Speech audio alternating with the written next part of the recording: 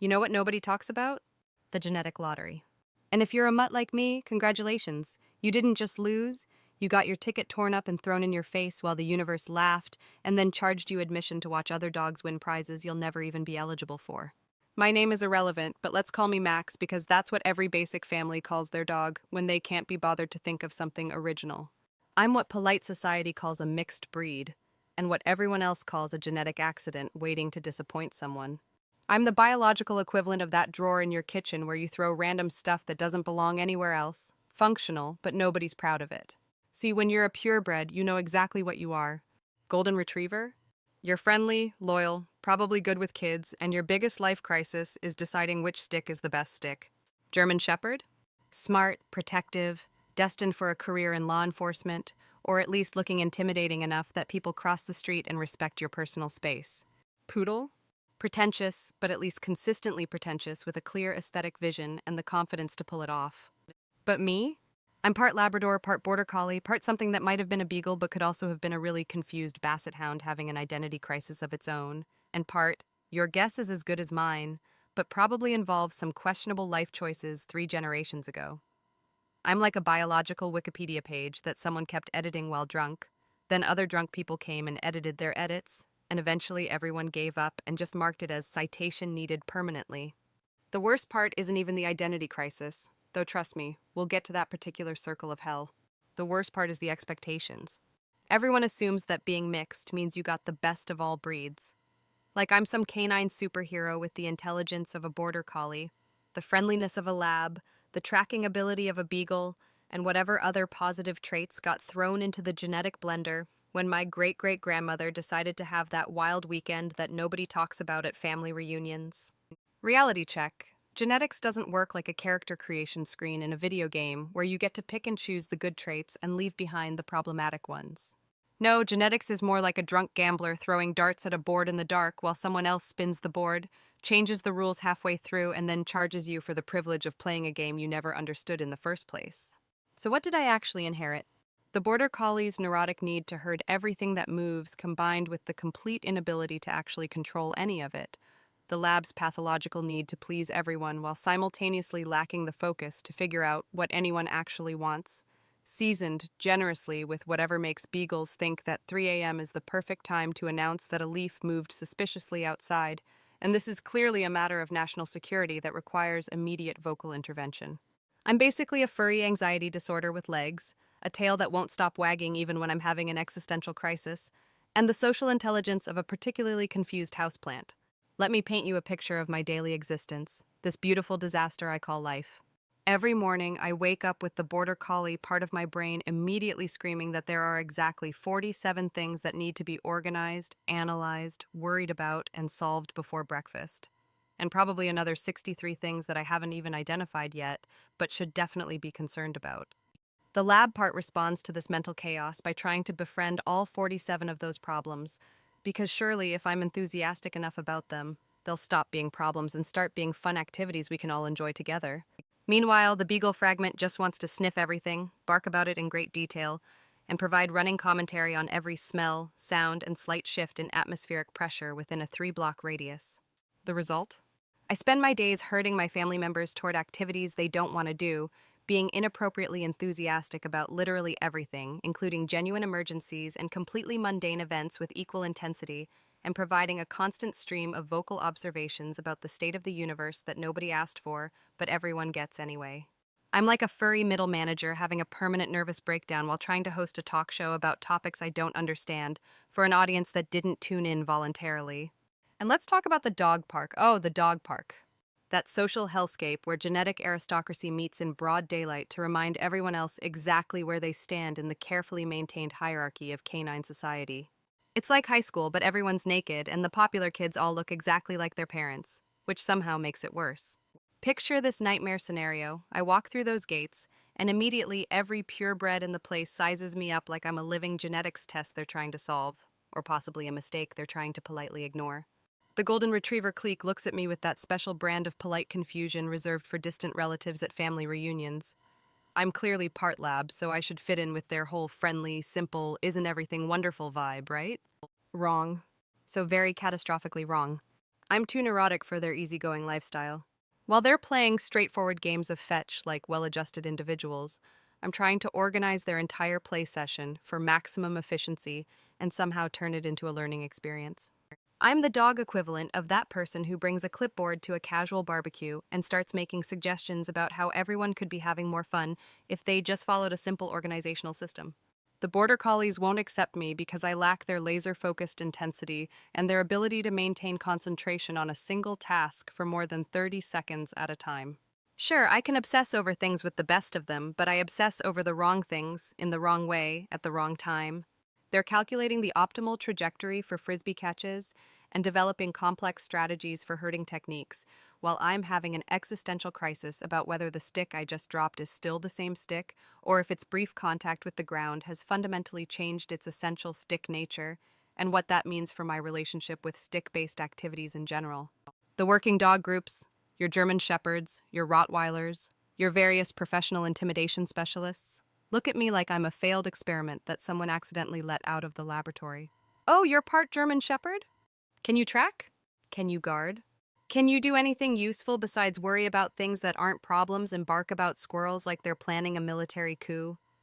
No, Karen, I can't. I can worry intensely about whether your purse is properly secured and then get completely distracted by a butterfly that may or may not be following a suspicious flight pattern and forget entirely why I was worried about your purse in the first place. I have all the protective instincts with none of the follow-through, like a security system that's constantly going off, but never quite sure why. And don't even get me started on the small dog mafia.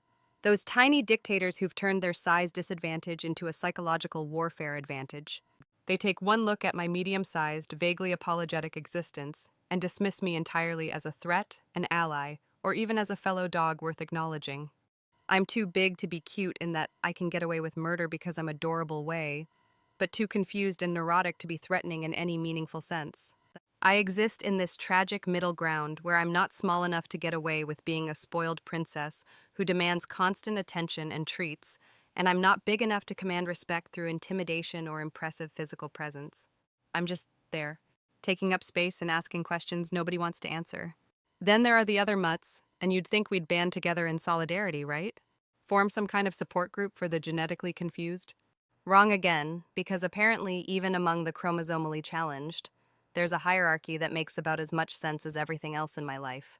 The designer mutts, your labradoodles, your golden doodles, your whatever poos that sound like something a toddler made up, they think they're better than us regular mutts because someone paid actual money for their particular combination of genetic chaos. They strut around the dog park like they're purebreds with better marketing departments and publicists, completely convinced that having a cute portmanteau name makes them special instead of just expensive mistakes. Meanwhile, US shelter mutts are looking at each other like survivors of the same shipwreck, but we're all too neurotic and damaged to form any kind of meaningful alliance. We just nod acknowledgingly at each other from across the park, a moment of recognition between fellow genetic disasters, and then continue our individual descents into madness while trying to figure out which part of our DNA is supposed to be driving the bus today. The humans don't make it any better, and somehow their well-meaning attempts at inclusion make everything worse. Oh, he's so unique, they say, with that special enthusiasm reserved for children's art projects and experimental cooking disasters, which is basically code for, I can't figure out what the hell he is, but I'm going to pretend that's charming instead of mildly concerning. They ask innocent questions like, what's his breed? And then watch my human fumble through an explanation that basically amounts to, your guess is as good as ours, but he's definitely a dog, probably, and we're pretty sure most of his parts are supposed to go together like that. It's like trying to explain abstract art to someone who only understands realistic portraits. Technically, we're both talking about art, but we're clearly not looking at the same thing. And the vet visits. Sweet, merciful kibble, the vet visits are their own special category of existential horror. Every single time, it's the same routine that feels like a medical mystery show where I'm both the patient and the unsolved case. The vet looks at me with professional interest, looks at my chart with growing confusion, looks back at me like I'm a puzzle they're trying to solve, and I can literally see the gears turning in their head as they try to reconcile whatever genetic information they have on file with the chaotic reality sitting on their examination table. So he's part Border Collie, but he's this anxious about everything? And part lab, but this neurotic about food and social situations? And there might be some Beagle in there which would explain the vocal commentary on every single thing that happens, But usually beagles are more focused in their complaining? Yes, doctor. I'm a living contradiction wrapped in fur and held together with confused good intentions. My genetics read like a Mad Libs game where someone just wrote down random dog breeds and personality traits and hoped for the best, then gave up halfway through and started making things up. The health problems are their own special adventure in uncertainty. Purebreds have predictable issues that veterinary science has studied extensively. Hip dysplasia here, eye problems there, specific behavioral quirks that come with known solutions. Me? I'm a genetic grab bag of potential disasters with no instruction manual. I might develop the Border Collie's obsessive-compulsive tendencies, which could manifest as anything from harmless repetitive behaviors to full-blown neuroses about symmetry and order.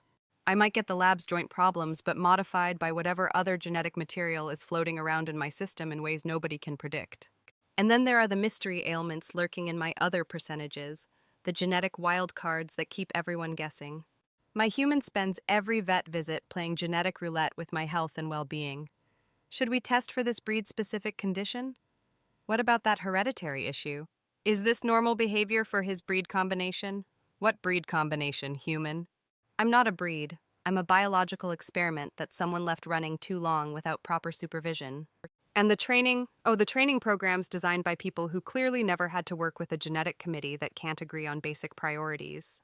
Every dog training method and every piece of advice assumes you know what you're working with, that you have some kind of baseline understanding of your dog's fundamental nature. For herding breeds, try this approach. For retrievers, do that technique. For scent hounds, use this specific method. What do you do when your dog is all of those things and none of them simultaneously? When every training session feels like trying to teach calculus to a committee of kindergarteners who are all speaking different languages? I want to herd the tennis ball like livestock, retrieve the sheep like their sticks, and ignore both activities completely to follow an interesting smell that might lead to something more important than whatever my human thinks we should be doing. I'm like trying to run 3 different computer programs at the same time. Everything sort of works, but nothing works well, and occasionally I just freeze up entirely and stare at nothing for 10 minutes while my brain tries to figure out which conflicting instinct should take priority. The worst part of this whole genetic disaster is the constant identity crisis that follows me around like a philosophical storm cloud. Every single day I wake up and have to figure out which part of my genetic makeup is driving the bus today, which personality is going to be in charge of decision-making, and whether any of them are actually qualified for the job. Am I feeling Border Collie neurotic today? That means intense focus on problems that may not actually exist, compulsive organizing of things that don't need to be organized, and the overwhelming urge to herd my family members toward activities they clearly don't want to participate in. Lab enthusiastic? Everything becomes amazing and wonderful and deserving of maximum excitement, even things like the garbage truck or the neighbor's cat existing in a way that's visible through the window. Mystery breed confused? That's when I spend hours trying to figure out what I'm supposed to be doing with my life, while getting distracted by increasingly irrelevant details and sounds that may or may not be significant but definitely require immediate investigation and vocal commentary. Some days I try to embrace the Border Collie side of my personality and lean into the whole intense, focused, problem-solving thing. I'll spend hours perfecting the art of staring at things with laser-like concentration, analyzing potential threats and opportunities with the dedication of a security professional. But then the lab side kicks in with its enthusiasm for literally everything, and I get distracted by anything. A sound, a smell, a slight change in the light patterns on the wall, the way my human's coffee cup is sitting at a slightly different angle than usual. The Beagle part just wants to provide running commentary on all of it, because clearly everyone needs to know my thoughts about every single sensory input I'm processing, whether they asked for my opinion or not. Other days, I decide to lean into the lab enthusiasm and embrace the whole everything is amazing and wonderful approach to life. The food bowl is incredible. The door opening is a miraculous event worthy of celebration. That paper bag rustling in the kitchen is literally the most exciting thing that has ever happened in the history of the universe. But then the Border Collie side starts analyzing why I'm so excited and whether my excitement is properly organized and efficient, and whether there's a more systematic way I should be approaching my enthusiasm to maximize its effectiveness. And through it all, there's this constant background noise of existential uncertainty. But what am I really? Purebreds don't have this problem. A golden retriever wakes up every morning knowing exactly what they are and what they're supposed to do with their day. They have centuries of genetic programming and selective breeding telling them, retrieve things, be friendly to everyone, shed copiously on all furniture, and maintain an optimistic outlook regardless of circumstances. Me? I wake up every day and my DNA is having a heated argument with itself about basic priorities. Should we herd something today? Let's be friendly to everyone we meet. Did someone say the word walk or something that sounds like walk? Wait, what was that smell and why does it seem familiar but wrong somehow? Are we supposed to be guarding something right now? Squirrel alert! Squirrel detected in Sector 7.